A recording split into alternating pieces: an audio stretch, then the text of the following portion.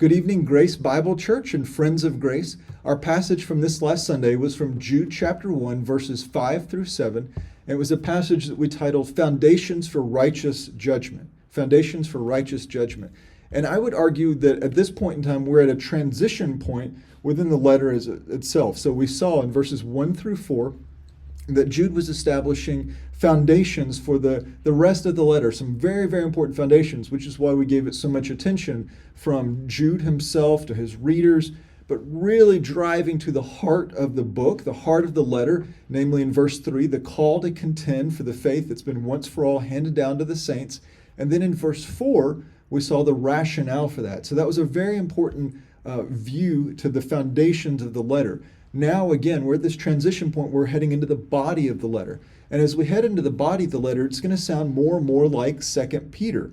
You're going to hear echoes of Peter, and specifically 2 Peter, throughout the letter from this point forward, or at least in this body section. And there's good reason for that. Peter spoke of this is an imminent threat. Jude spoke of its coming. Jude's drawing from 2 Peter under the inspiration of the Spirit of God. He makes several like references and makes several points of connection that we will benefit from. But we also saw that, again, there's a measure of overlaps and a measure of like attention. And so we kind of hear this echo of Peter. But I would argue that, again, Jude's written under the inspiration of the Spirit of God, a different letter, a slightly different perspective on a like message. And so we're going to hear echoes of Peter, but through the voice of Jude. And Jude's voice comes through very, very clearly. But not unlike 2 Peter, we see in this body of the letter the exposing and rebuking of the clandestine offenders. So in 2 Peter, it was more directly the false teachers and the mockers. Jude speaks of those who have crept in among us. So we've called them the clandestine offenders. And likely, certainly will include false teachers, and likely will include mockers, but also potentially just unbelievers with malice intent to do Christ's church harm. And so we saw in this process that, again, we're shifting. It's sounding more and more like Peter, but through the voice of Jude. But returning to this point of transition, a bit of an overlap from last week's introduction, or last week where we're still in the introduction section, as it were, to now to the body of the letter. One of the things that we talked about was the value of contending, because you're in the midst of this very hard and challenging call. And so we talked about how the Lord uses that experience and that journey, and that there's value in that. There's things that are accomplished that otherwise are not accomplished in that process, even though you know of the sure outcome. Well, this week we gave our attention to the sure outcome and how that has a clear value as well. To know that Christ will deal with these persons and these persons who have crept into his church and to do it immeasurable harm. He's going to. There's a sure fact. He will deal righteously with them, just as has been his pattern throughout redemptive history of dealing with ungodly and wicked people, expressing their ungodliness and their unbelief, expressing it in rebelliousness, expressing it in sexual immorality, and all like matters, which is, again, where we've come to today in terms of our passage with verses 5 through 7. We're going to see examples of just that, examples of unbelief, examples of disdaining God's sovereign authority, and examples of indulging in sexual morality. All, I would argue, ultimately forms and expressions of unbelief, and wickedly so. So we see in this, though, and the fact that Christ will deal, there is a sure conclusion. We see that this isn't just a righteous fight. So we talked a little bit last week about the value of the fight, the value of the struggle, but it's not just a valuable struggle and just a valuable fight, but it's a righteous and valuable fight with a proper finish, one in which, again, righteousness will prevail. Now, coming to the section proper of verses 5 through 7, we noted Jude's affirmation that he was confident of his readers' understanding, or their common knowledge of the matters that he would now draw from. And with this, we reaffirmed an important element to contending for the faith that we introduced last week, namely the foundational work of common, I wouldn't say mundane, but I would say the common work of Bible study and discipleship is an indispensable element of our contending for the faith. And we saw that with Paul's own testimony to the Ephesian elders, how he speaks of his labor among them, how he discipled and cared for them, and expressed this range of investment in and through the scriptures into their lives. That was a common pattern of his, and I would argue a part of his contending for the faith. Now, in turn, we implicitly see that here as well.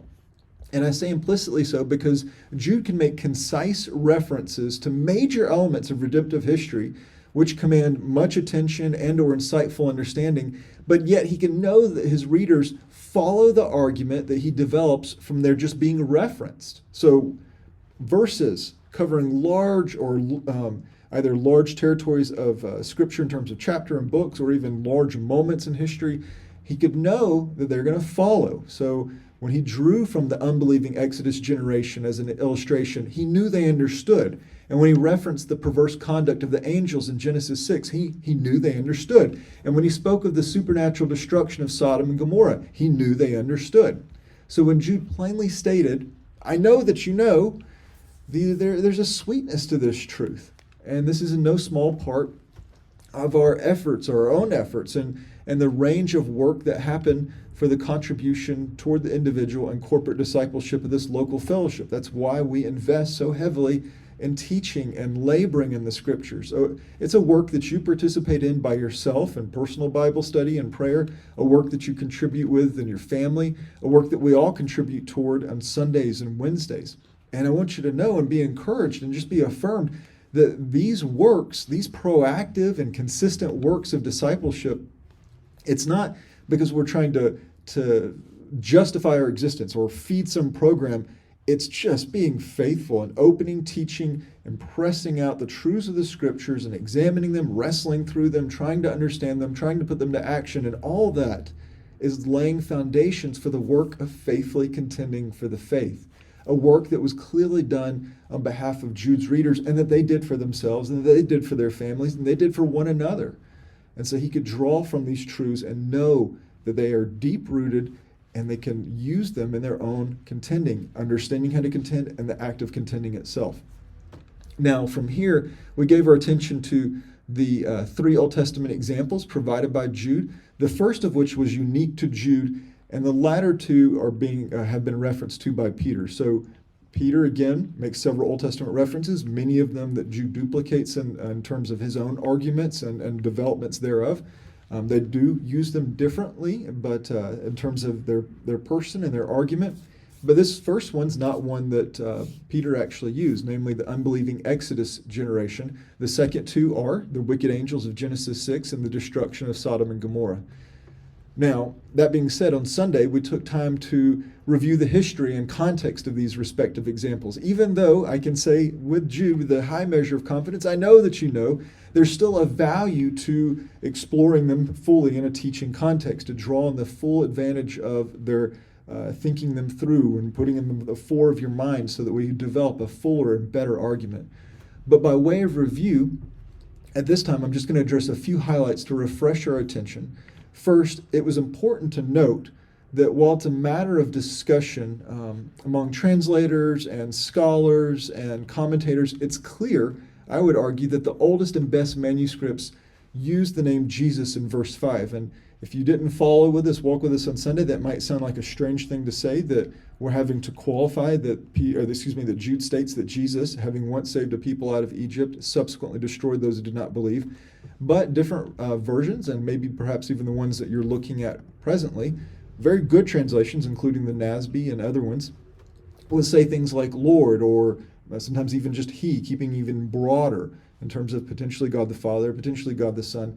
But I would argue that the best manuscripts and the best evidence is to have the name Jesus there. And so when Jude speaks of the Exodus account and the subsequent destruction of the unbelieving people, he's speaking to Jesus accomplished these things. He led, or he delivered Israel, and he cared for them, and he subsequently judged them. And for me, this is important because that clear identification becomes a clear point to the identity of the primary divine actor and the subsequent references too, in terms of the angels and in terms of even Sodom and Gomorrah. And this is not to challenge the Old Testament references to the actions of Yahweh, but rather to demonstrate the clear continuity of the Trinity and to allow Jude's emphasis to stand. Because again, I would argue, whether we have a point of tension or not, this is the inspiration of the Spirit of God that he chose to use these words, these names, these terms, but it's not ones that we need to trip over. Again, it's showing continuity of the Trinity and demonstrating the person of Jesus at work throughout redemptive history so as to point to the future work and the care of his church as well. That it is, again, Jesus who will answer those who assault his church will have to answer to. So, again, if that's a little confusing, I hope that a fuller review of the Sunday message will clarify that, and even some subsequent arguments and discussions that we can make in terms of some of the terms and some of the points of struggle through that process. There's good arguments, but let's move on. So we first have, in terms of the sample or the examples, we have the unbelieving Israelites, and they were a generation of people who saw and experienced God's might and power and provision in unparalleled ways. You look at the immediate accounts of the Exodus and how it was talked about and how it was developed. And then all throughout the Old Testament scriptures, it's very, very, very clear. This was a magnificent point in redemptive history. That generation, again, what they saw in terms of God's might and his power, his judgment, his provision, unparalleled. Yet, given the opportunity to respond in confident faith, they consistently responded in unbelief. An unbelief that reached a climatic moment when 10 of the 12 spies return and give bad reports at Kadesh Barnea, and then the extraordinary unbelief that in turn, Jude says, secured Jesus' righteous judgment and has served as an enduring warning to believers throughout the ages. We looked at Hebrews, we can look at other places, 1 Corinthians, where that generation serves as an example to us. But especially, I believe it was Hebrews 3 was explicit that this is a severe warning. Don't creep into like unbelief. Then Jude, the next reference he makes is to really was an utterly unique point in redemptive history, or an experience, an incident. Its impact and its consequence were utterly unique as well. And it's an incident that it's really debated, like few other moments of recorded redemptive history are. There's a range of scholarship going back even to Old Testament times, and people just always trying to struggle through this moment, how to understand it. And it was, for that matter, later brought to my attention on Sunday morning in my enthusiasm to bring clarity to a very crowded field. I think I may have stated something to the effect that if they bore children in this incident, when it plainly appears they did. So I apologize for my own misstep. It's a complicated, potentially muddy, challenging field to wade through. But that being said, I don't think what Jude was communicating was complicated. I argued my position. I think I would stand by it still, or I know I would stand by it still. I think it's a good argument. But nevertheless, we will need to think about, why did Jude include that, though? Why did he include this moment when fallen angels are conducting themselves in a particularly grossly immoral way with natural women? How do we understand that? What's happening? Well, Jude, again, takes a complicated thing, fallen angels, doing this, and what does he say about it? Well, basically, they've defied a clear parameters of authority, and in such sinned in some of the most peculiar and profane ways that we have recorded in history. But what we need to focus on, again, is that they defied clear parameters. That's what Jude, I think, was arguing about. They have no regard for the authority of God. They have no regard for the sovereign direction and parameters the Lord's established, even for fallen angels. In response, they've suffered a supernatural incarceration that will continue until their final judgment. So again, a very unique experience even for fallen angels. But the primary point of attention here was their profane disregard for God's clear and sovereign authority. And then we looked at the third example. The third example was the destruction of Sodom and Gomorrah, a judgment that came as wicked cities' offenses really came to a fever pitch, as it were, a climatic. They were known to be a wicked city, or cities, and that continued to obviously remain the case, and even to the point where 2 Peter tells us that Lot's righteous soul was tormented by what he saw and experienced there. It was a horrible context, but we see that it reached, again, this terrible climax, expressed in exceeding the boundaries, and in such indulged in gross immorality, gross sexual immorality. They pursued strange flesh. Again, an unsurprising tie-in with the immediately preceding example, and an unsurprising reference, again, as both Peter and Jude make explicit connections between these clandestine offenders and sexual immorality. But speaking to the matter of tying these examples together, let's consider a few things. First, we see and then just as. We see a string of connections. So the angels were like the unbelieving Israelites, and that they had an abundance of truth from which they should have guided their paths, but they rejected God's glorious truths and chose another path, that of wicked rebellion. And then plainly, the men of Sodom are then associated with the sexual immorality of the angels. And all three demonstrate Christ's commitment to a full and righteous judgment of those who now seek to harm his church. Therefore, we concluded Jude carefully chose to speak of the Exodus generation, the incarcerated angels, and the cities of the valley, so that we, Christ's church, those who have been called, loved, and kept, might clearly understand that when we join the charge to contend for the faith, we do so with the sure knowledge that our opponent is defeated, that the outcome is clear, just as Peter so magnificently stated in 2 Peter chapter 2, verses 9 and 10. He states, "The Lord knows how to rescue the godly from trial and to keep the unrighteous under punishment for the day of judgment, and especially those who go after the flesh and its corrupt lust and despise authority." But again, Jude's not just using these illustrations that we kind of blitz through very quickly, the unbelieving Israelites, the fallen angels of Genesis 6, and the cities of Sodom and Gomorrah to demonstrate that, yeah, God dealt with some bad people in some magnificent ways. Rather, Jude is not simply shoring up a sure conclusion, but is reducing the attraction of the enemy's schemes and fortifying our own opposition to them. He is making it clear that arrogant unbelief and its natural fruits of rejecting authority and sexual immorality will not go unanswered. Therefore, it should not go unanswered by Christ's church. Thus, we contend. We contend as we disciple one another, as we teach one another, as we pray for one another and encourage one another, exhort one another and rescue one another, and as necessary, rebuke one another. We contend as we petition an unbelieving world to repent and be reconciled to Christ. And we contend knowing that, again, it will cost us something, and we contend knowing that whatever our efforts or successes, that Christ will keep his own and Christ will righteously judge all others, especially those who have crept into his church with the intent of doing her grave harm. And in contending through prayer, there are many things that we could give our attention to, but for now, let's consider the following 5 elements or 5 items of prayer.